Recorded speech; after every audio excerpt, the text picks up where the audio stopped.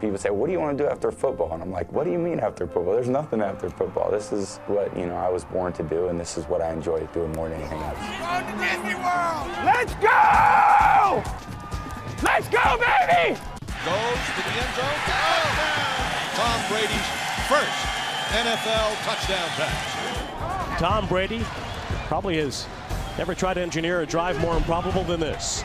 Steps up, throws down the middle, catch made by Austin Collie. Clock! Clock! Russell Wilson extends the hands he has. Wilson, quick throw. And it's good. Intercepted to Malcolm Butler. Toss to White. He's in. Patriots win the Super Bowl. Brady has his fifth. What a comeback. Tom Brady is a Super Bowl champion again for the record-setting 7th time. The greatest player who ever lived has now retired. The Bucs need a quarterback, and Tom Brady walks into the Hall of Fame probably unanimous. Probably. Definitely unanimously. Tom Brady has ended the greatest career in the history of the NFL. That's coming from a Jets fan. 22 years, a run of dominance both statistically and as a team competitor, a guy who went to 10 Super Bowls, won 7 of them.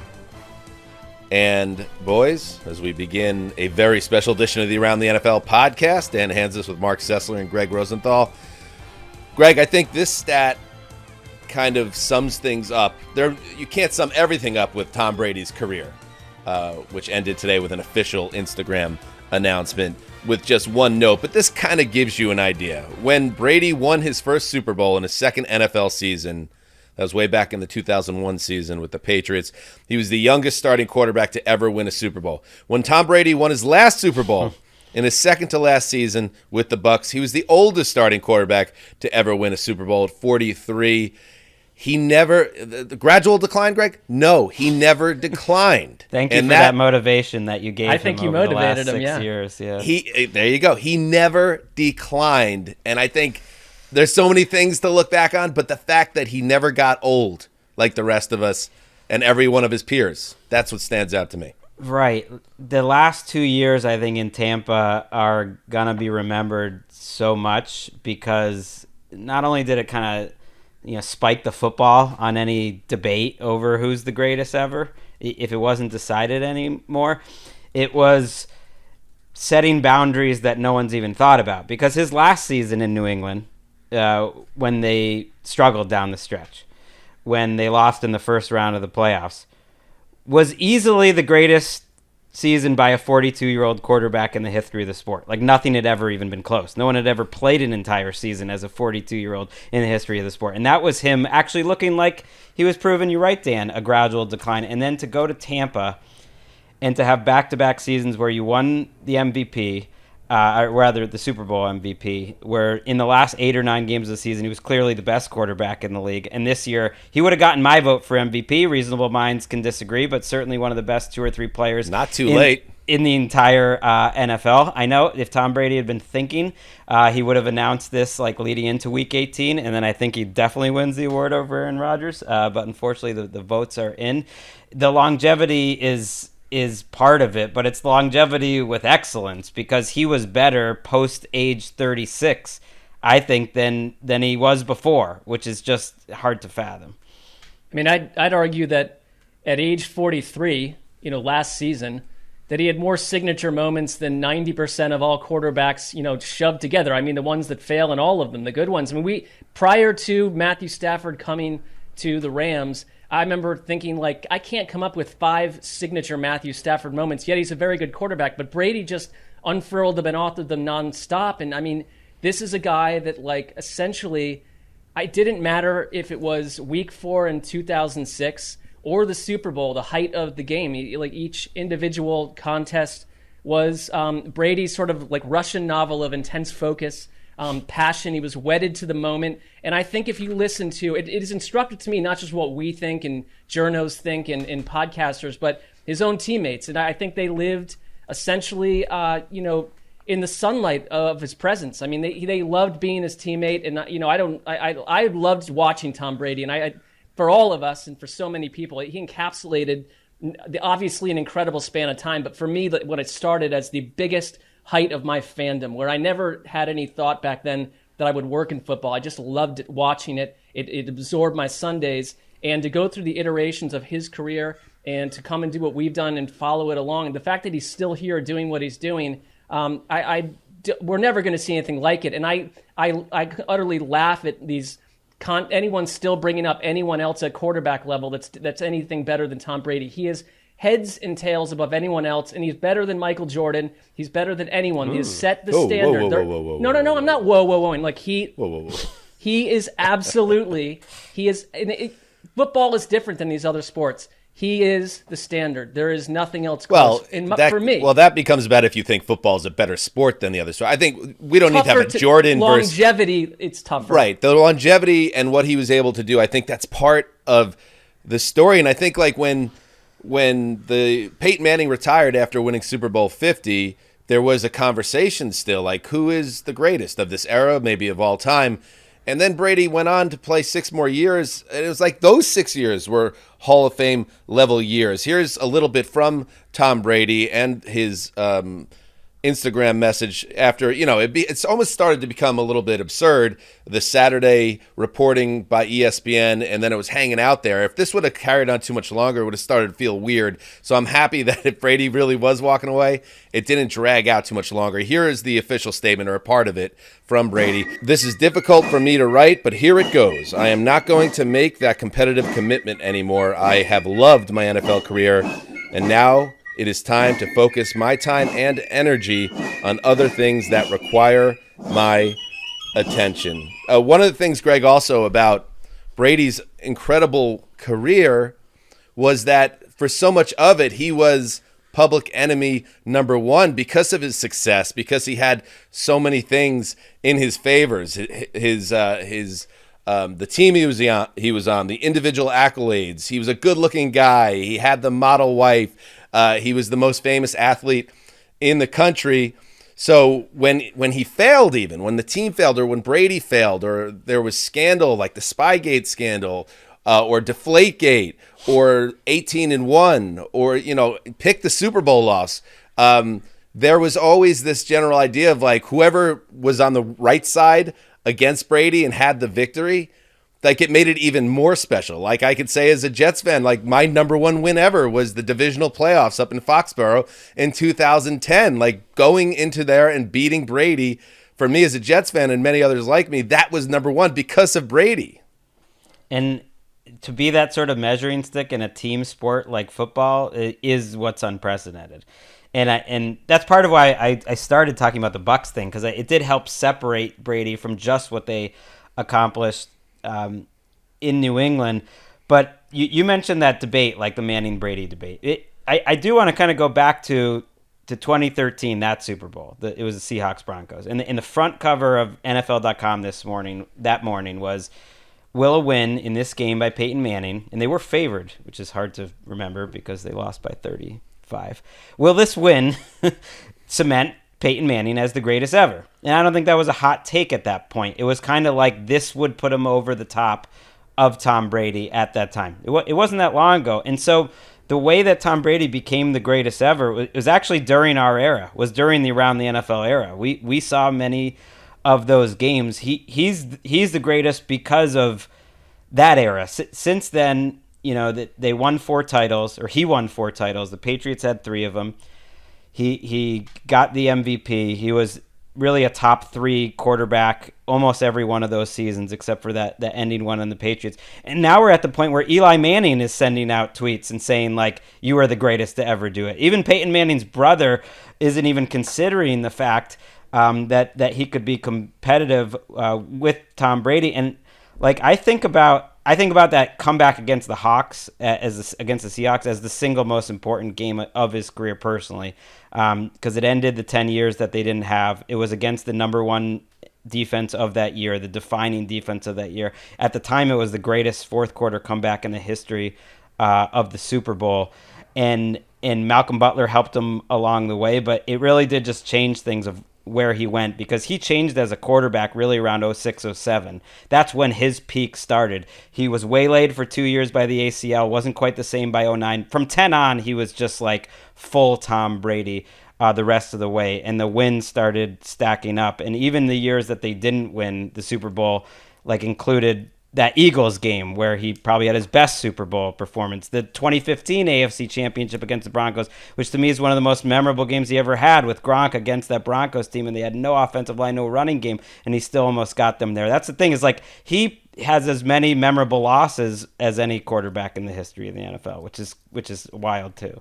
I mean, to your point, like, since turning 40, he's 70-24 with 191 touchdowns. I think any debate with Peyton Manning, which was juicy for a solid era, had vanished a long time ago. We never saw him suck. That's kind of what I love, is that, we just came off the whole Big Ben experience where it visually and psychologically tarnished what I thought about Big Ben. Just the end. The end is so wrong. And like the 2010 Brett Favre season is still this like stink trap at the end of Peyton what was Manning? You win the Super Bowl, but he was a shell. It was. I mean, despite him, almost they won it. And That's not the way you want to go out. But Tom Brady, easily could have played next season. Easily. He was an MVP. He should. I'm with you, Greg. I'd vote for him for MVP this year. So it's hard to leave football as a quarterback, but as anyone, in a graceful way. Almost everyone wants to go 1 or 2 years too far, where you look vulnerable. You don't look yourself, and our memories of you change. Our impression of you changes. He somehow goes out almost in Jim Brown fashion, but not after less than a decade. An incredibly, incredibly long career that no one's ever going to touch this. This will never happen again. We've seen something that will never happen again. He provided a roadmap, you could say, for other quarterbacks to attempt it, whether it's how he takes care of his body or who he surrounds himself with. But it does feel like it is like a once in a generation, once in a century type situation that he could go out this way. He led the league in yardage and touchdowns. There's no other quarterback like it. I have to do this article ranking the Super Bowl era quarterbacks every year.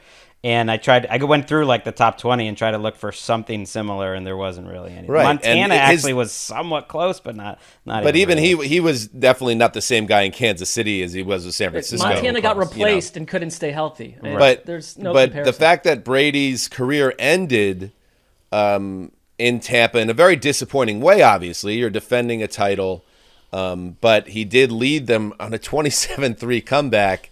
They got that game tied. His last touchdown pass was a bomb down the right sideline. You never questioned Tom Brady's arm strength as he edged into his mid-40s, beating Jalen Ramsey for a touchdown. You did. Wes did too. I remember this. I didn't like it.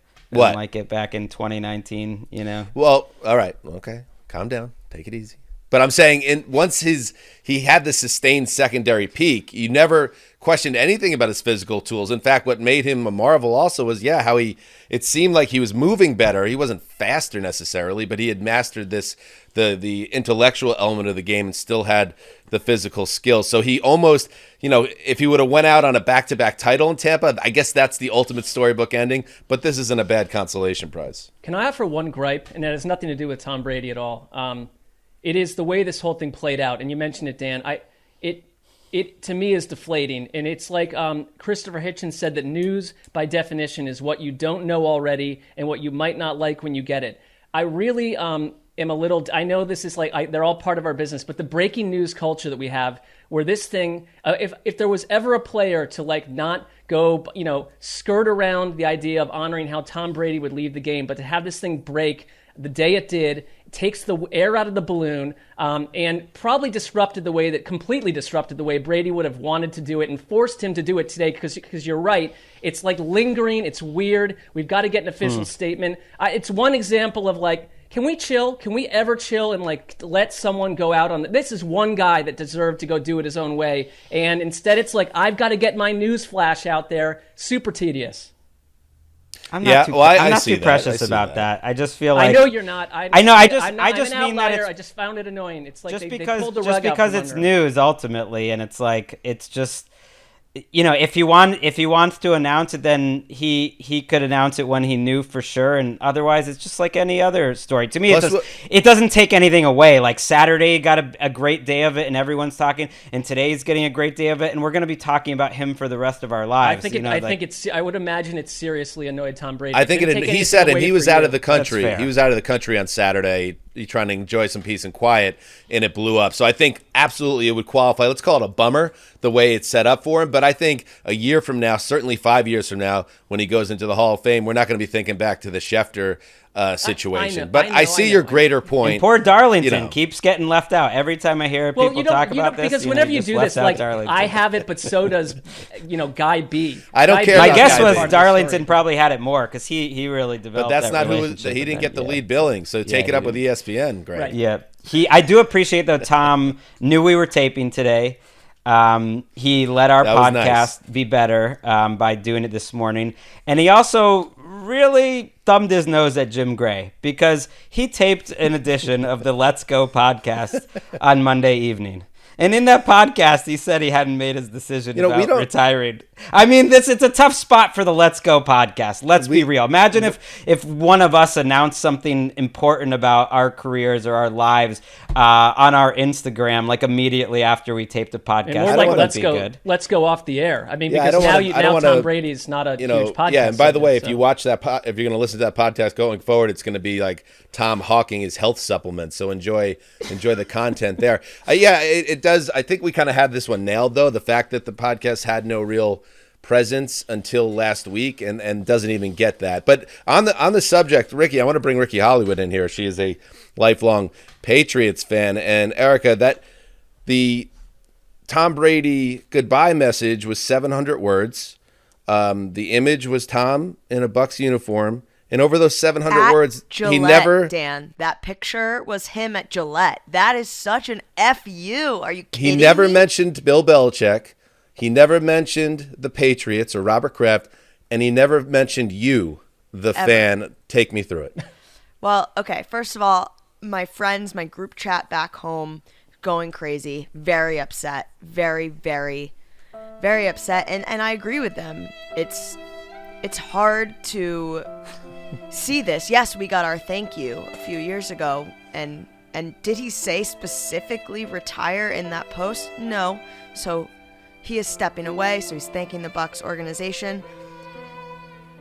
For him to put that picture of it, my voice is like this because I've been crying all morning. No, I was screaming about the Bengals. But I was actually like, okay, this is like whatever. Thank you, Tom, for like the best memories. Like I am honored to like that he is why I love sports. Like Tom Brady has been, that failsafe forever.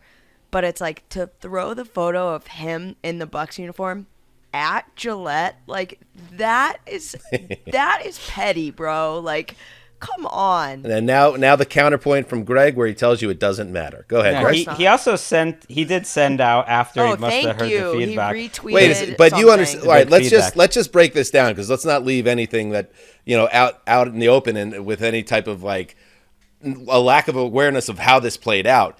He writes the 700 words. He pores over every word and goes over it with all his people, or maybe he just reads it 100 times and runs it past his dad. He sends it out purposely, keeping New England and everything, that element of his life out of it, which just seems impossible to do for a guy that played 20 years then. And then when that becomes like, and this is why I think it was ultimately not the right move. There are multiple reasons, but like that's going to be what people take out of it. And that's the story that started going viral this morning, which leads him to send out the 2-line tweet, which, by the way, bro, the toothpaste is out of the tube. I just wonder, and this is all more just, Greg, just kind of fun to speculate on all this stuff, but there has to be something more to some of the relationship dynamics that he chose to do that. I hope they work it out in time because you want him coming to Foxborough for different events and you want him part of it. But that really struck me as odd. I was going through because you have to scroll through the messages. You scroll through the statement, through the Instagram post, and I'm waiting for the New England part, and it just never came. I think it is instructive that he sent like a 4-page thing when he left New England, like extolling the virtues of Bill Belichick and extolling all the people there and thanking them and Robert Kraft. Like he did that. Like you can go look at those. Oh, those carry images. that water, Rosenthal. No, Come on. He's I also- retiring now. He's talking about everything he'd done in his career, and he doesn't mention the place where he won 6 titles and went to 9 Super Bowls. I guess I'm wired differently because you think? It seems crazy to me that like sports that me? the fans would be so self-involved and like unappreciative that they feel. Greg, you are out of control. I'm not even in New England, and I'm not like some of my crazy friends. But like I think the Boston sports fans are the worst sports fans in the world because of that. Like because it like they make Greg, it sort of about it themselves. Could have been any fan you. base in the country would have been personally hurt by that. Of but course, it doesn't matter. You could put it on Boston if you want. If we were Eagles fans, we'd be chucking batteries at people because it's like, what you're gonna call us the worst fan base? I don't disagree. It's different than an actor, finally after many years winning like an Academy Award and thanking his second wife, but ignoring his first wife, who he divorced. Like this is where his career was built. I do think that, to Dan's point, if that was a meticulously thought out message, and so he meticulously thought out leaving New England, not in it. He did. He was in New England in the freaking photo. Well, okay, but don't you think that everyone that's intentional? Everyone attached to putting that message out knew that every talking head's gonna go crazy over the fact that the Patriots weren't in it. So, well, you know what's gonna happen. I guess I hadn't thought about it that much, but maybe that's like what's helped make Tom Brady, Tom Brady. I guess I'm at the point think you're right. where. Like that's what made him great. But I also just don't think like this one statement. It's when everyone is paying attention, rightfully, and sure it does. Yeah. It deserves some attention. The way he has spoken about Belichick this season, the fact that they spent 25 minutes in the locker room, just the two of them, after that Week 4 game, and the way that they spoke about each other after that and throughout the last 2 seasons, to me, like that means just as much, or like it. Like, you know what I mean? Like, doesn't so that? You're saying that it was an oversight? Absurd. I don't. No, not an oversight, but just you can take it all in, and like I take those words that he said throughout the last 2 seasons, the previous statements, and I take the fact that he left him out here maybe because he's a competitor. You're right, like, and that's all part of like the package. Who gave Patriots fans, including myself, like the greatest joy of like a sports fan that you would ever have. So it just seems weird on the day that you're celebrating him personally to worry too much about that. Like all that sort of past. I mean, I totally get that. And I think a lot of people, on Reddit and Twitter are going to be like, oh, Erica's a sad Pats fan just crying about it. It's like, this guy gave us 20 of the best years that we will ever have. And everybody in the league is lucky to see that. And he was been on my favorite team, besides Jets fans and other fans that have lost. But listen, we are lucky to have witnessed this type of greatness. So am I thankful? Is Boston so thankful and appreciative? Yes, there is no argument about that whatsoever. People were rooting for him as a Buck because they love Tom Brady so much. But yes, was this a snub, and was this intentional? My point is, he was gone 2 years ago, and we're going to have the rest of our lives for him to say nice things, and they'll have a Hall of Fame He speech. stiffed the Patriots. There's no way around it. There's no other way. But that also, I don't want to say that that's where we should be like dwelling on this conversation. No. I just thought it was interesting. We spent about 10 minutes on it. 10 minutes? Well, I think you played a role in that, Greg. I think that the bigger picture still, obviously, I mean, I just want to read another thing. He's one of those guys where the numbers just blow you away. He finished with a 243-73 regular season record, 35-12 in the playoffs, won 3 MVP awards, selected to the Pro Bowl 15 times, of course, the 199 pick in 2000. I'll say one more thing. And you're right, Greg. They hold the voting at the end of the regular season, but we can get a little tricky on this one, especially considering who's going to end up winning the award. We can make some moves here. I wouldn't be against it. I just want to hear what Mark is so mad about. He's been very angry to not get in the last 5 minutes or so. No. Why Keep not? going. I'm listening. Keep going. I'm hearing what Dan says. I would like to see if Aaron Rodgers wins this MVP. I will be extremely annoyed. He is not the MVP on any level. Not at all. I'm with Dan. I don't know how you do this. Get ready. Rejigger the vote. I know he is because the AP play. Reopen the books. I give it to Tom Brady. Blow up the books. write a new book, and let's just get this right, and everyone can go to the bar and giggle about what they just did, and we won't know how it happened. My last thought on this, and then you guys, please, also, if you have something else to share, because we do have to move on. There's a lot of other NFL news as well, as we look ahead to the personnel carousel and, of course, Super Bowl 56. But I think he's in this category. I think he's in the Babe Ruth, Michael Jordan, Tom Brady category. I think he is in that like all-time holy sector of American athletes, just because of all he accomplished and how he did it differently than anyone else. And I think unique is the word to me that best describes his career, because there was no decline. When it looked like there might have been one, he said, no, I'm going to change and flip the script. And there was part of a savviness to Brady as well. Maybe he would have stayed in a bit of a sustained decline if he was with the Patriots when they were kind of retooling and in a tough spot. But knowing when to maybe say, let me jump here to Tampa Bay and revitalize things, I think that was a brilliant bit of personal maneuvering as well. So he annoyed me. He killed me. He destroyed me for years and years and years. But I really do think, like Mark, you and I have worked at the company since 2010. Greg, you've been with us since 2013. You covered and went to Super Bowls. 2012. March, 2012. 10 years next month. Wow. And like we got to see this and cover Brady in this back half of his career and go to numerous Super Bowls, including 28-3, including the Malcolm Butler game, including even, like I was saying earlier, the Eagles game where, to be on the losing side, but that made that game even more interesting. The Giants Super Bowls, it was just, I'm lucky to be able to have covered him. I have to say that. I'm with you. I was just trying to think about the fact that most of my Tom Brady memories are not about like these compiled stats and like his 40s versus other people's 20s. That's all relevant, obviously, but like I remember being in the locker room after he lost to the Giants the second time and seeing like literal anguish on his face as he took long minutes trying to peel his socks off his injured body. And like he was, I know you hate this, but Jim Gray was sitting next to him, and like Brady just looked very upset. I mean, I think about the time like years later when he beat the Rams, and maybe he thought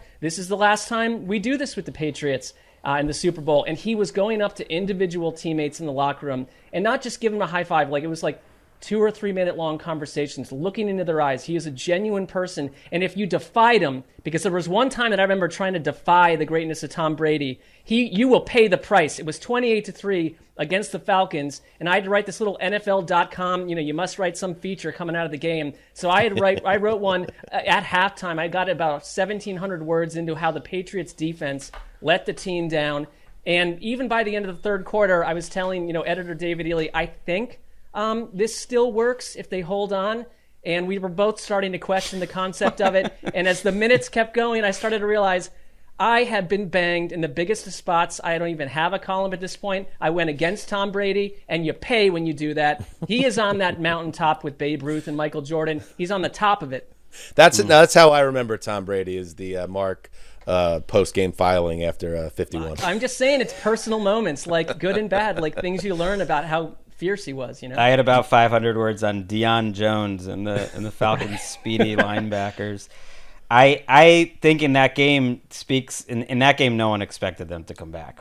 But that game speaks to something Shek wrote, which I totally agreed with, was like the greatest thing in sports is when you expect something improbable on paper to happen from like a truly great player, and it does.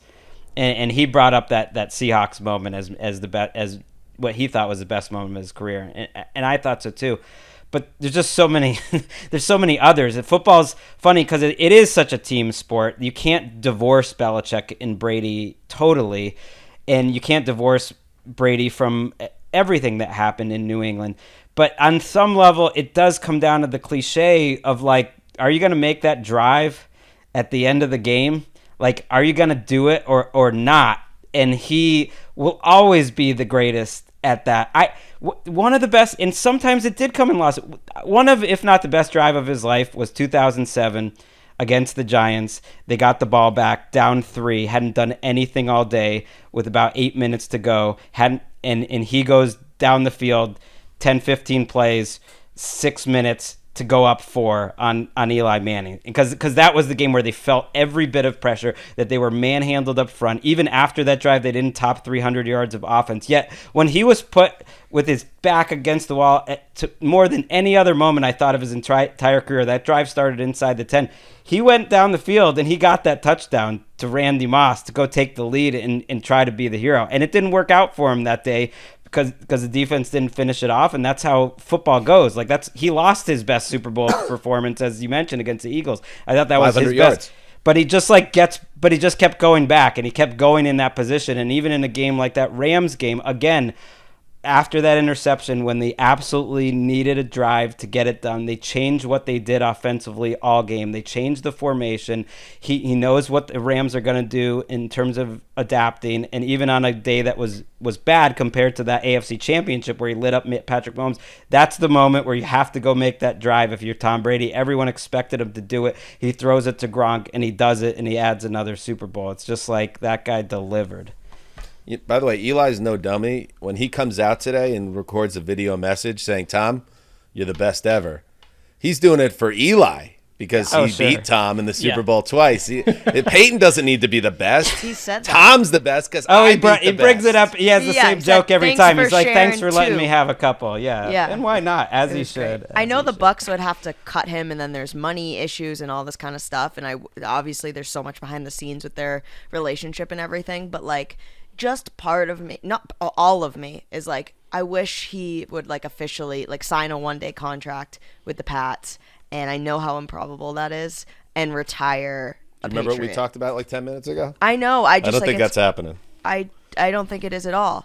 But if it is, that also seems like a move by years. lesser stars or lesser, like they come back like, hey, they were a 5-year career in Atlanta. They went like to Kansas City for 2 years, fell off the map, and then they go back and have that ceremony at like 6 a.m. on a Wednesday with the Falcons. It's like, all right, let's move on. They're going to have their moments. They're going to have their moments together, Ricky. I have no doubts about that. Him and Kraft There's no and Belichick grudge and have some doubts. into the future. Have some doubts. Let's see what happens. But I want to ask you guys this. Do you think there's any way he comes back? Yes. It's Brady. You never know. Absolutely. I'll tell you why. Because if I have one concern, and I've stated this before, the way that Tom Brady is built, I think his intentions are genuine and pure for wanting to go be with the family, be with the kids. But I am concerned about like a dull milieu at post football and sort of just staring out windows. Like, it's going to be awesome for about 4 weeks. Then it's like, wait a minute, what do I win now? What do I do? It's like, you're still the best quarterback in the league. He has nothing left to prove. I don't think so. It's why we won the quickest sandwiches we've ever won in this show off you. You did. Dan. I lost once it even brought into his mind that he was thinking about it, he just seems like the type to walk away. And I am happy as just like a Brady fan that he didn't go out on 2019, that ultimately he was right. I mean, for all the people in New England that were mad at Belichick, and I wasn't one of them. I was on the wrong side here. I thought that was the time to make the divorce because I didn't want to see the decline. Like, he was right. Tom Brady was right, and he proved it right, and that is like an ultimate exclamation point to end his career with. Ricky and Dan, what happens to Greg when at some point in his adulthood going forward, he flies back into the state of Massachusetts and attempts to get off the plane into an airport? He is going to be destroyed by this. Well, I was saying the Patriots fans were right there. They were right about that one. I just think of Greg giving like advice to maybe Ellis, where she's like, she gets her heart broken for the first time, or maybe, we all get our hearts broken, and he's like, well, don't be sad, it's over, like, be happy it happened, and she's like sobbing on the bedroom floor. It's like, Dad, you suck, you're not helping anything. You sound like a 13-year-old girl right now with that so voice. do you every day.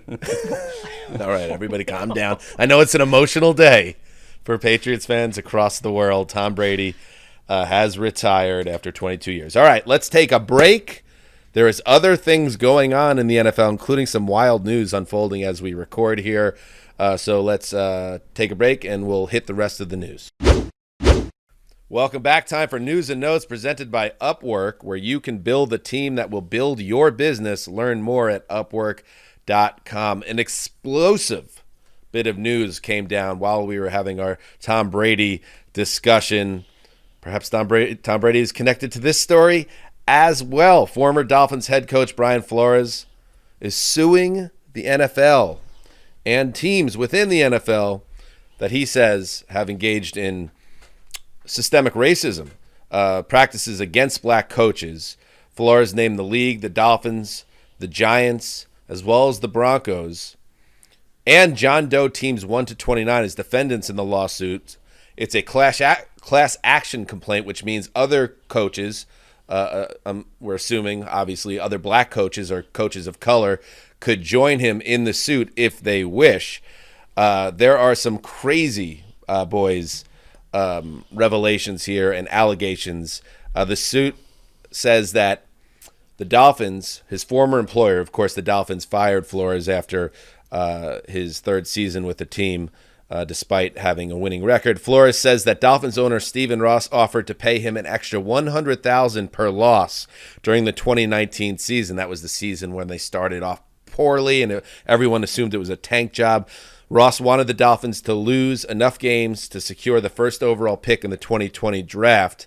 The Dolphins improved that season as it went along, apparently not, or allegedly not to Stephen Ross's liking. Flores also alleged that Ross tried to get him to recruit a, quote, prominent quarterback who was under contract to another team.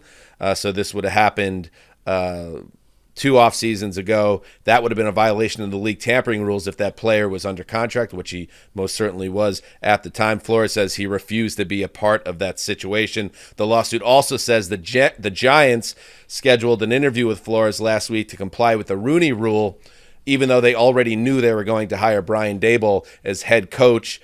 He finds out about Flores because Bill Belichick mistakenly texts him under the impression that Brian Daboll is the hire for the Giants. He had been misinformed. It was obviously, Brian Flores was the hire. He had been misinformed. It was Brian Daboll getting hired. So, and finally, just to put a bow on the Broncos side of it, Flores contends that 3 years ago he was involved in the same type of sham process with Denver when they hired Vic Fangio. And here's a statement from Flores. In making the decision to file the class action complaint today, I understand that I might be risking coaching the game that I love and that has done so much for my family and me. My sincere hope is that by standing up against systemic racism in the NFL, others will join me to ensure that positive change is made for generations to come. Greg, this is, on the day that Tom Brady officially announces his retirement, this is a massive bombshell, and it's going to reverberate across the league. It is remarkable. I'm still trying to digest it and where to start. If you've ever heard Brian Flores talk about racism, about what it's like to be a black man, a black coach in this country, this fits right in with it. Like, he is one of the most passionate and intelligent speakers on that topic, and he is not a man that you would want to mess with, I think, in this arena. And I think Stephen Ross is finding that out. That's where I'll start with it, just because that allegation that his owner offered to pay him extra money for every loss that they had goes against the competitive rules and everything that the league is supposed to stand for. Yes. And so that's it's separate from the racist hiring practice, and we can get to the Belichick Bills thing, which is those are probably the two biggest things in this story. But that is an explosive allegation and cuts to the core and is the NFL's worst nightmare. Really, this story is on 2 fronts, and that's one of those 2 fronts. Right. If the Rooney Rule started, and it did, with good intentions to make a change, I mean, there has fairly been suspicion around how it's been used year after year. And there hasn't been, tangible, searing anecdotes like this about the fact that certain candidates are brought in, but you get a sense that Team A already knows who they want. Now we have these anecdotes. And if Brian Flores, I think you could argue that Flores is putting himself in a position where it could impact his own career. But to Greg's point, he believes in these topics. He's not alone. The league needs to change. The numbers show that. They vet that out. And it goes down to the fact that, even beyond Stephen Ross, it is an ownership issue. It is clearly an ownership issue in who they hire, how the practicing of hiring goes down. It's been a black mark on the eye of the NFL for years and years. It continues to be. And this is, I mean, this is sort of everyone that's been looking at this for years and years saying, we know this is happening. This report, these anecdotes are basically bricks being dropped. He's got the reality screenshots. Bricks. He's got screenshots Right. that are public now of the Belichick interaction, and how that played out was Belichick congratulated him, thinking he had the job, and it turns out that Belichick, and they have Belichick's all of his responses, which is fascinating, that he misunderstood the text that he was getting. That Brian we get to see Belichick texts coming out of this? They're there, Dan. What a story. They're there now. And he said, sorry, I effed this up. I double-checked. I misread the text. I think they are naming Dable. I'm sorry about that, BB. And that was before Flores... Right, days before interviewed. Flores interviewed. I mean, right, and it all checks out because everything. Joe Shane is the GM who the Giants hired, who worked with Dable. Basically, they knew when they hired Joe Shane that they were going to hire Dable as their head coach, and they had to go through with what Flores is rightly pointing out was a sham Rooney Rule interview. This is incredibly admirable, I think, of Brian Flores, because, yes, this has been an issue, a glaring issue for the league for years, that it's a predominantly black league players-wise, but the head coaching ranks are predominantly white, and we're not seeing progress in that realm, even though they enacted the Rooney Rule, which, if you're not aware what the Rooney Rule is, it means if you are making any head coach hire, and I think they expanded this now to front office as well, you have to bring in a person of color to interview as well, to try to level the playing field. But it is proven to be something that doesn't seem to really lead to a true increase in the number of coaches, because it bears out when you look at it every year. And the reason bringing this to light and in this manner and dropping a bombshell on the league, that's the type of stuff that can actually lead to tangible change. So I really admire that in him. I also admire him because he's coming off a 3-year run in Miami that was largely successful. And if he didn't get another head coaching job this year, he probably would have gotten one next year. And I don't know where this goes for Dable, for Flores, but it could go down a road where he doesn't get another head coaching job, because that's just what we've seen from the league. Look at Colin Kaepernick as a prominent example. So he's putting himself out there, and I think it says a lot about his character. Also, one other thing. I mean, if you want to know who loved Brian Flores, his players. I mean, there were one after the next glowing report from the players who loved who Brian Flores was. And every time he got one of these head coaching interviews during this cycle, of course, what else is in our mind? The fact that the Dolphins put out concepts and ideas that Brian Flores was tough to work with, that he didn't go along with the plan, he wasn't collaborative. That's rough stuff to put out there about a coaching candidate. But behind the scenes, all this was happening. Come on. Well, allegedly, all right, we're going to find out. But sure, yes, if this turns out to be true, and we'll see, maybe it gets proven, who knows, that would give us a lot of context to, yes, those reports that came out when he was let go, of how he was difficult to work with. The meeting with the unnamed prominent free agent or quarterback, which, connect dots, it could be Tom Brady if you line up when Tom Brady became a free agent and eventually signed with the Bucs. There was a meeting on a yacht, and in the lawsuit, he walks off the yacht when he's the yacht of the owner, Stephen Ross, when he sees what's trying to be set up, a meeting between a prominent quarterback, the owner, and the head coach to do something that shouldn't be done because you can't tamper with the player currently under contract with another team. This is a crazy story. This is I like now that we've been doing this, we're going into our 10th season, I like the biggest stories of the ATN era, the biggest game of the ATN era, all that stuff. This one could end up being right up there. It has that many layers and could have the repercussions that could really shake the league. One thing, think of who it involves. It involves the Giants, one of the league's Tiffany brands. Right. And it involves this Dolphins team and a powerful owner in Stephen Ross. And separate from the hiring, really goes out of, part of the intent, I think, is to show people who the Dolphins are, because those allegations with the Dolphins don't have to do with hiring. They have to do with how they're running their business. It said that they were pushing Flores, that ownership was pushing Flores to recruit this prominent quarterback late in the 2019 season. You're right, Dan. I think you can connect the dots of who that likely is. And that, this yacht meeting that the owner set up where the quarterback just happened to be in the area took Flores by surprise. He is currently, Flores, a finalist for the Houston Texans coaching job. He was an interview with the Bears too, in addition to the Giants. So that Texans search is actually ongoing, and he was one of 3 people brought back for a second interview. So that's just one more. I don't think he's going to get that job. I don't know. That's just my feeling, but we shall see. If they hired Josh McCown, which feels like a strong possibility, I think that goes to what he's talking about on a bigger level, in which is more the point. If you read what this suit starts with in all the stats of the lack of black coaches in the league, that speaks to his point. If Josh McCown gets a head coaching job over him. Whoa! This is a big one.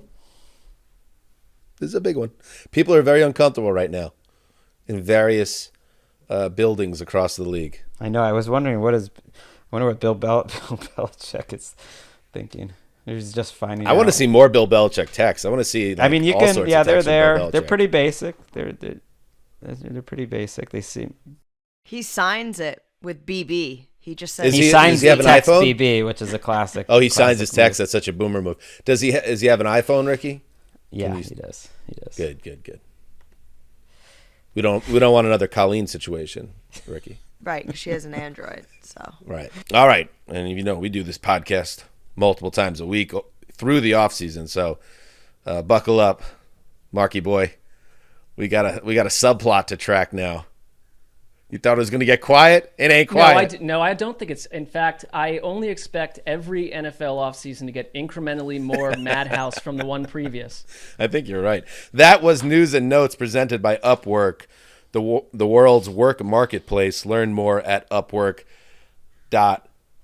All right. So, yes. Now we get to the part of the show that would have started the show if Tom Brady hadn't retired and Brian Flores news didn't happen. Exactly. All right, Brian Daboll is the coach of the New York Giants. We were going to play some sound from that, but that feels a little weird now. I will say this. I mean, Daboll deserves this opportunity based on what he's done in Buffalo, and this is a big moment for him, and I think it's a good hire for the Giants. I don't know if we want to get into analysis of the Daboll hire right now. I guess it's now or never. It does make sense, and I thought it was interesting in the reporting that and I think there's some fortuity involved for Daniel Jones, given the draft class and the free agent market, that it looks like he's going to get another shot here with a real offensive coordinator who just built out Josh Allen's career, or helped build it out. So you have a new GM in Joe Shane that's aligned with the head coach from the same organization, and now they get the chance to do the Josh Allen treatment to Daniel Jones. If I'm a Giants fan, I'm feeling optimistic, although concerned about the latest story that came out surrounding Brian Flores. I mean, I don't know if I am feeling optimistic. The one thing that I find is rarely, it's a bit of it can be a trap, is hot coordinator X goes to new team minus MVP level quarterback Y and is going to fix hot and cold quarterback Z. It doesn't often work, and I want to see if they even give Daniel Jones the 5th-year option. I do feel like, because the Giants have done this in the past with their coaches, Eli Manning would be an example, kind of forcing Brian Daboll to, work with Daniel Jones. Not that he wouldn't this season, but I see it as a 1-year experiment and get out of there if he continues to be who he is. Right, yeah. They could easily not give him the extension, and he could still have a chance to have a long-term future there. I think that's a totally reasonable way to go at the 5th-year option. That is, I believe Daboll. He spoke very highly of Daniel Jones. I guess what's he going to say? But I think that's part of the reason why they hired him. I don't mind Daniel Jones. I would like to see him in a better situation. I think he showed some progress last year. I just think if you're looking at the market as a whole, unless you're ready to go swinging for these Russell Wilson or Aaron Rodgers types, or who knows with Watson. I think Daniel Jones is a completely reasonable option over everyone else that's available. That actually, I wouldn't mind seeing that. It's really the offensive line and the scheme, I think, that needs to be fixed more than anything, and you're counting on Dable to do that. Look, he had Josh Allen for 2 years before it really started getting going, so it's tricky, but Daniel Jones has been in the league for 3 years. I think he's a worthy guy to try out, compared to a Jameis or a Teddy or a Garoppolo. Why not try it out with Daniel Jones? And I think Dable got a lot of credit, and rightfully so. Yes, Josh Allen is ultimately the engine that made that offense special in his development, but Dable, in not just being there from the ground floor with Allen, but even after some ups and downs in the first 2 years, they went into that third year in 2020 and kind of changed the offense and said, we're putting it more on this kid and putting our faith in him, and they were a much more aggressive attack. And I think Dable saw something in Allen and helped develop him. So there's no slam dunks. I know exactly what you're saying, Mark, but I feel like he is kind of a safe pick, and I just think it's a functional setup because he has a relationship with the GM as well. It feels like the Giants may be getting on the right track, at least from coach and upstairs personnel. That part, and we've hammered that home with all of these hires. That matters the most. They were never in sync. In fact, I think it's instructive that Daboll actually got on the phone with Joe Judge to ask about his former employer who's about to hire him, and still took the job. So, I mean, not that he wouldn't have, but it's like there was, Well, they worked together a long time. I mean, they did. People don't think about Dable as a Belichick guy, but he's absolutely a Belichick guy. He had 2 different stints, worked for more than 10 years with the Patriots organization, then kind of saw his star rise when he went to go work with Nick Saban and come back. So it's like, we'll get to McDaniels in a second. All the failures on the Belichick coaching tree, it hasn't stopped owners from continuing to give it a shot. One quick thing on this is that the Giants tried to hire Ken Dorsey away from the Bills. That was Josh Allen's quarterback coach. They wanted him to be the offensive coordinator. The Bills stepped up, according to reports, financially, and they kept Ken Dorsey. Josh Allen had publicly stumped to keep Dorsey, and it sounded like that made a difference. And they ended up matching what would have been a pretty big raise, I guess, from the Giants, and he's staying in Buffalo. It's funny how having a playoff and 2-year run like Josh Allen gives you a louder voice in the room. Maybe that's what Aaron Rodgers has been talking about all this time. Yes, we mentioned Josh McDaniels, the longtime offensive coordinator and architect of the New England Patriots offense, a man who knows Tom Brady very. See how this is all connected in a big picture way. Let's galaxy brain this thing and see how it's all of one. It's like that. It's like the PTA movie, Mark, Magnolia. It's like everything is connected. The frogs are about to fall from the sky. Josh McDaniels. I hated that ending of that movie. That couldn't have been any possibly cheesier. And I love that Amy Mann song too. But we're all singing it together. If you cut out the first 15 minutes and the last 10, that's a classic. That's right up there with a Boogie in a big spot. All right, anyway, the Raiders.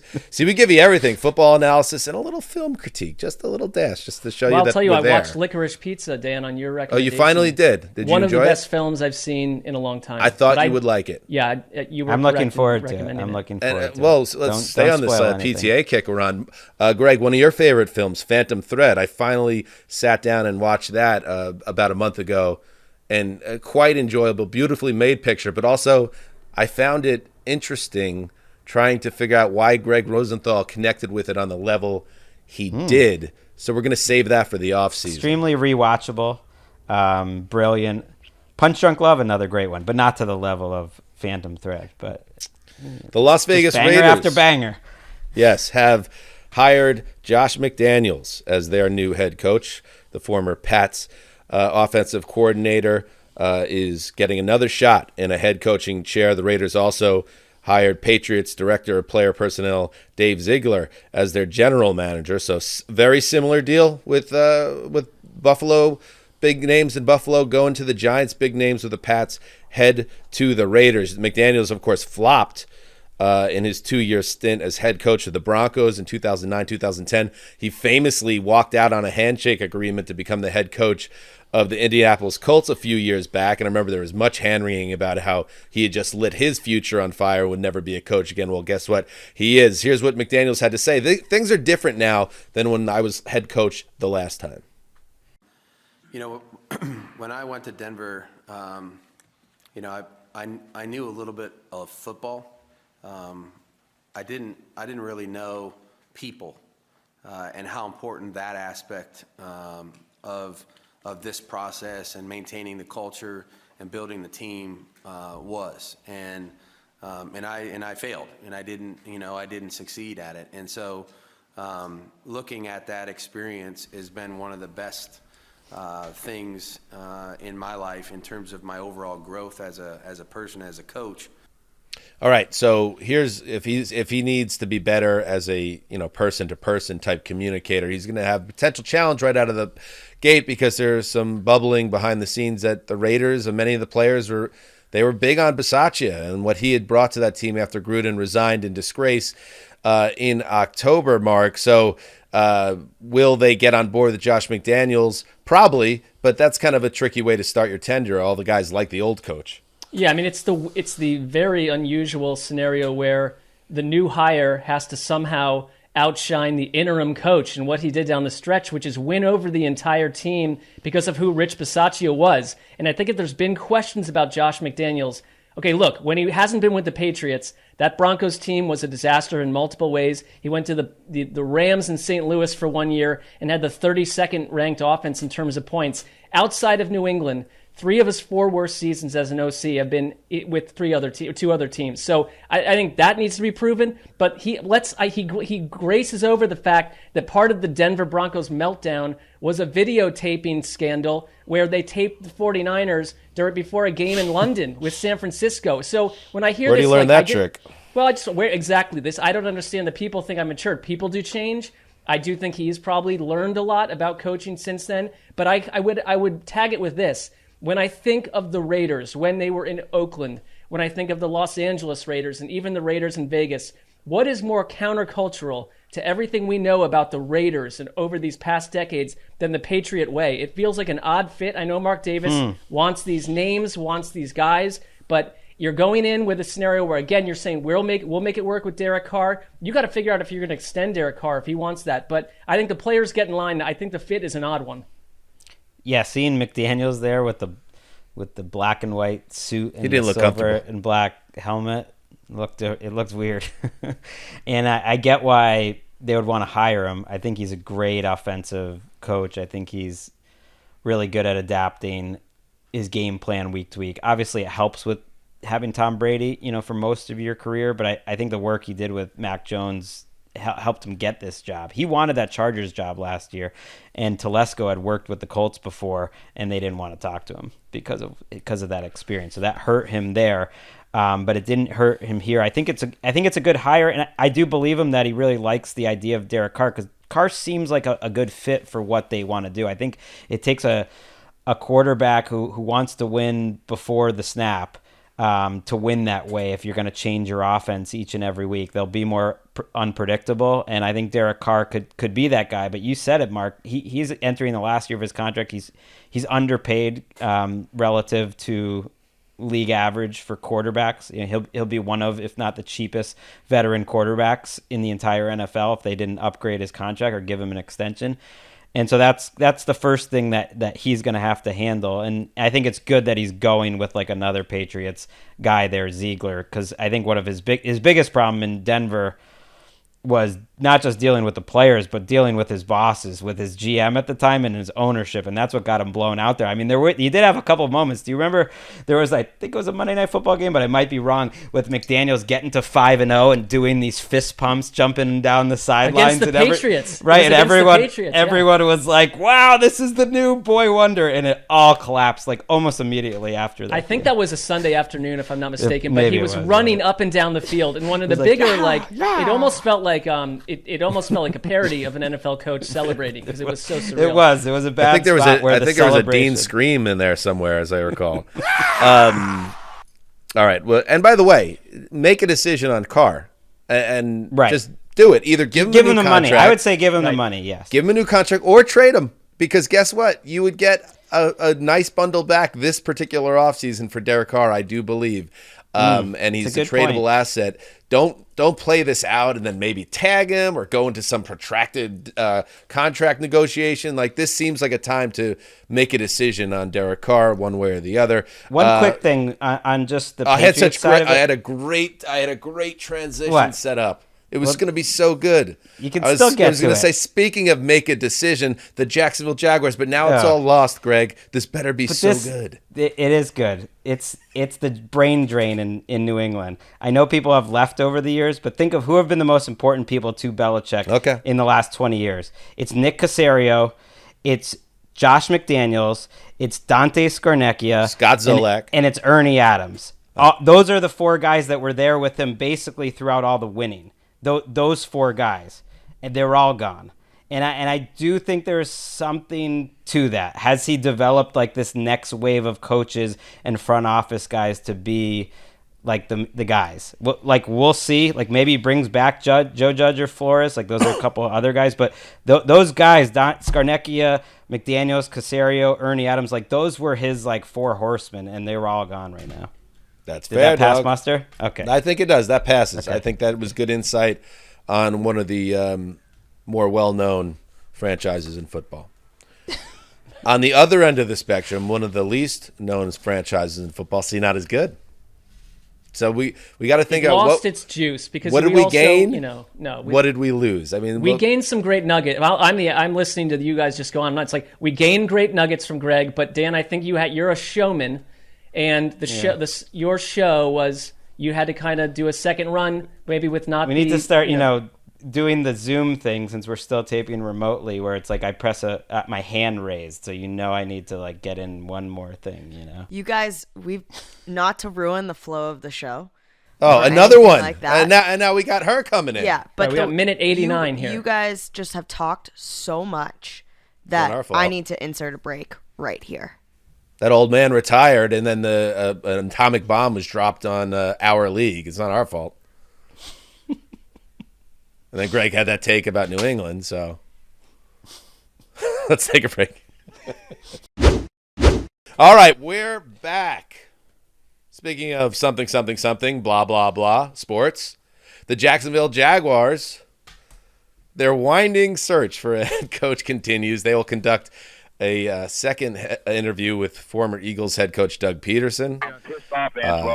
Peterson was in the building like a month ago and had, according to Bert Breer of MMQB, trepidation over the setup in Jacksonville, implying there might be, heat around somehow Trent Baalke still being the GM there. We heard a similar thing about Byron Leftwich, who at one point looked like he was going to get the job, but he supposedly didn't want to be involved with Trent Baalke as GM. There's also Rich Bisaccia is in the mix. He looked like he was going to become the special teams coach of the Bears, but then the Jags were like, hey, bro, you want to come in? You want to maybe be the head coach? We're up to, I think, 10 double-digit head coach interviews now, with Peterson now being the guy that makes some logical sense. But, Mark, for a job that is on some level as alluring as being the head coach of, I know now it feels like it's a little bloom off the rose, but there shouldn't be, Trevor Lawrence, a transcendent prospect, nobody seems to really be running toward Jacksonville to get a big chair. That's how it feels. Right, and they have interviewed Rick Spielman, the former Vikings GM, for what they call a high-level front office position. I wonder if that turns into maybe just the general manager position. If this Trent Baalke, I don't know him personally, obviously, but I can't really recall a more universally disliked individual in terms of reports. Well, but beyond the Houston that, front office, maybe there's a okay, competitor, well, but they're kind of in the same tree. It almost feels like now. Trent Baalke also went away for a long time, and then he's come back, and he's still very unpopular. So it's enduring, but it goes against what we're talking about, the marrying two people that can work together. And the one thing I think about Shad Khan, who, early on in the Jaguars run, it was like, this team's innovative. They're into international football. They want to be collaborative, blah, X, Y, and Z. There was even though they weren't winning, it was like you can sort of see it, and it's maybe revolutionary. But they keep getting this wrong over and over. And it just seems to me, if you're onto your multiple head coach and GM, have you not figured out the unification of these two positions? If you look around the league, That's where it works over and over. And instead, they've got a guy in there that people dislike openly, report after report, trying to shove a head coach to work with him. I mean, it seems like a disaster. It's been some tough reporting out there. I mean, the reporting was they had 3 finalists. One of them is now the head coach of the Broncos. One of them, was it Eberflus? It was now the coach of the Bears. And the third one was reported to be taking the job that's Leftwich, along with an executive, Adrian Wilson from Arizona. That clearly isn't happening. And then they open the finalist round again. It's just, if you're a Jaguars fan, and I feel like more than my fair share of Jaguars reporters and fans on Twitter, because I had that call out. I don't know if you remember early in the year of who's some good Jaguars people to follow, and I got a lot of great suggestions. John Shipley's great, many other great ones, and it's a tough scene. It's been a tough couple of weeks for these Jaguars fans. They are going crazy. In other coaching news, I hesitate here, if you could hear it, to dig into this because it feels like it could happen any time, and maybe we'll have a more thorough conversation about it. But the name is big enough where we should at least get it on the radar for this show that Jim Harbaugh is a finalist for the Vikings head coaching vacancy. That's from NFL Network's Mike Garafolo.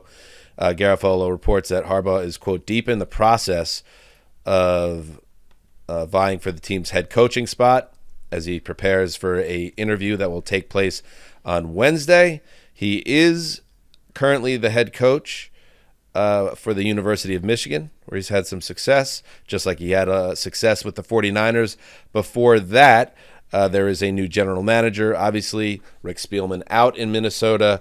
Kwesi Adolfo-Mensah is now the GM, and they were both in the 49ers organization together. So connect those dots, as always. So Harbaugh to the Vikings. If I'm a Vikings fan, I'm into the idea of it. We'll see if they could get their man.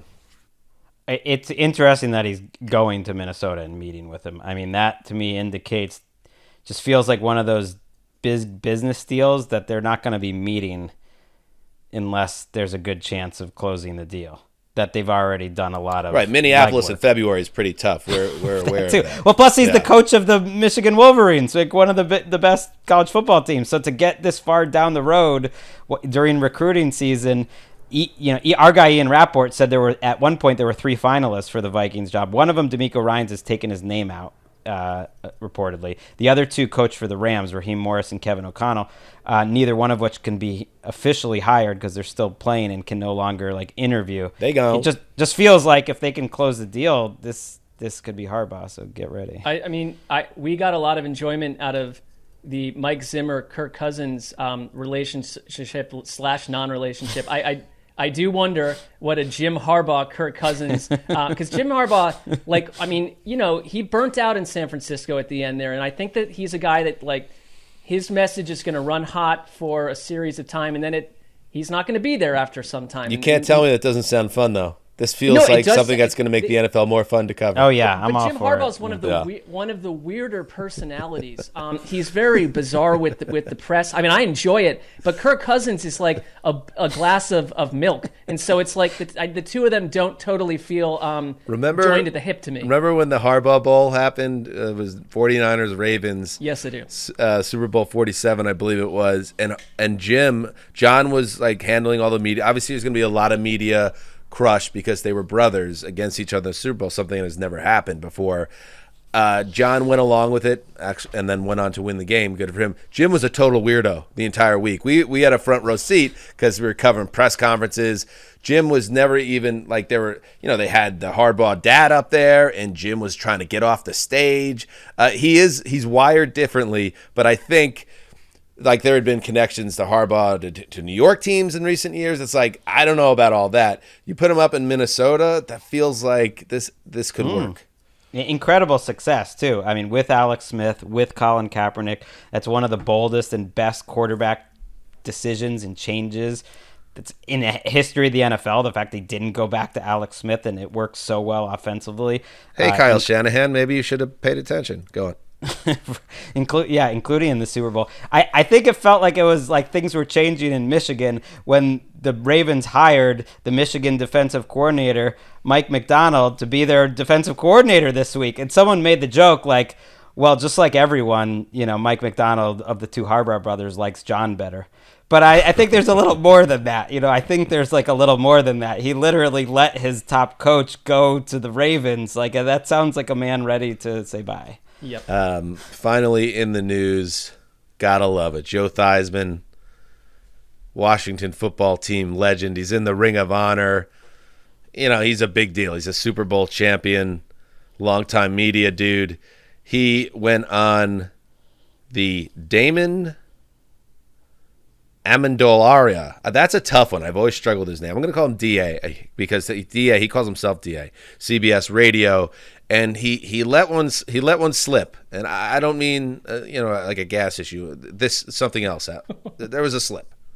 The Commanders is a name that is going to be hopefully one that people will talk about going forward. All right, so you like the Commanders as the new team name, huh? Yeah, I mean, there were so many different options, but once again, it's trademark infringement. It's getting approval from different people. It's if you choose a name, is there a group out there that isn't going to like it? I mean, and then this just made me laugh.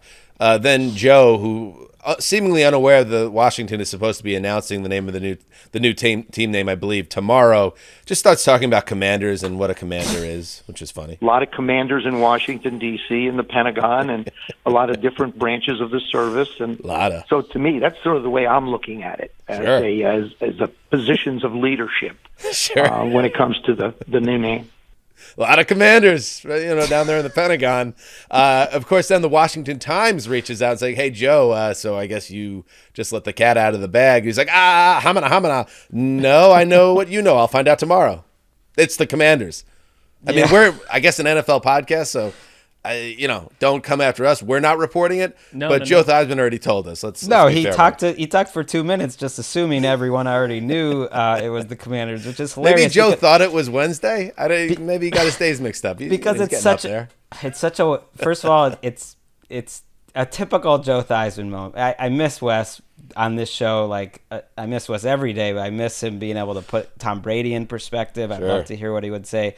And I miss him for this story because Joe Theismann opening his mouth and saying too much was kind of a thing Wes would talk about and note for forever. I mean, Joe Theismann had a bizarre broadcasting career and a bizarre playing career in which saying things that ended up getting the organization in trouble was like kind of what he did. So it's almost perfect that this is how the name is getting out. I mean, it's like NFL branding is top secret stuff. I mean, you don't like, that's the whole thing. Why did the inner circle who knew that this Commander's name, and like, give me a break with name dropping the Pentagon like that's pure white driven snow. Enough with that business. But the idea that Joe Theismann was Mark going anti-government. I love it. The idea that Joe Theismann is brought into the inner circle as a secret keeper, that shows you that Washington has not figured out entirely how to run its own show. Well, they got to tell him, you're right. They should have just said, show up at 2 p.m. at the press conference, and we'll see you there, Joe. And I'm not, waving a flag as a patriot, Mark, but I don't think he was saying anything specifically about the Pentagon as a pure as the driven snow entity. He just said there's a lot of commanders in Washington, D.C. and the Pentagon. Well, that's true. I don't disagree with that those are their titles. So anyway, when the news comes out and they're the Washington, Robins or whatever, then you're going to find out this is all much ado about nothing. But Joe, good to know you. Never change. All right, I think we got everything. It turned into a supersized Tuesday show. That's not what we aim for typically, but Mark, that's sometimes that's just the way things go. We are incapable of doing a show under 85 minutes, and so I don't know what supersize is or regular size at this point. It is what we do, and we will not cease. You sound enthusiastic about the product and the podcast and being a part of it. No, I'm claiming more fact that we keep talking. We continue like, hey, we'll be a nice tight 45 minutes today, and then another 40 minutes goes on top of it. If they listen and enjoy it, I'm happy that it's that long. Double it. Let's make more 168 time, minutes. more ads, and that's what I'm really looking for. Right. Someone getting rich. Some commander in the Pentagon Bingo. is getting that guap. I still want to know what Mark was so mad at during the Brady back and forth, but I think it was just generally my opinions. I think that was I don't even at this point. I don't even remember back that far. So it was 2 days ago in Mark's defense. Tom Brady retired. That's such old news now. No, dude, you're still recording that same episode. Oh, really? All right, we'll be back Thursday. I think it's our annual "Don't Say the Super Bowl" episode. We will not utter that phrase on Thursday's show, but we will be talking about something, presumably, and it will take about an hour and a half to do so. Until then, I think we can do 45 on Thursday. No, see, this is what I'm talking about. It's not that I have any issue, Dan, with the actual length of the show. It's this mystical conceit we go in with that. It's I'll tell someone I'll be somewhere in an hour, and then I'm 45 minutes late because the show is 187 minutes long. Right. Who you got? Who are you meeting up with later? Right. What's going on? Where are you going? I've learned to say that I can meet no one ever now. That's my new. I've learned by now. You're deflecting. Yeah, where are you going? I have conflicting learned things by here. now. And would you end the show? Just take us, just let's go. All right, until Thursday. Heed the call. Is that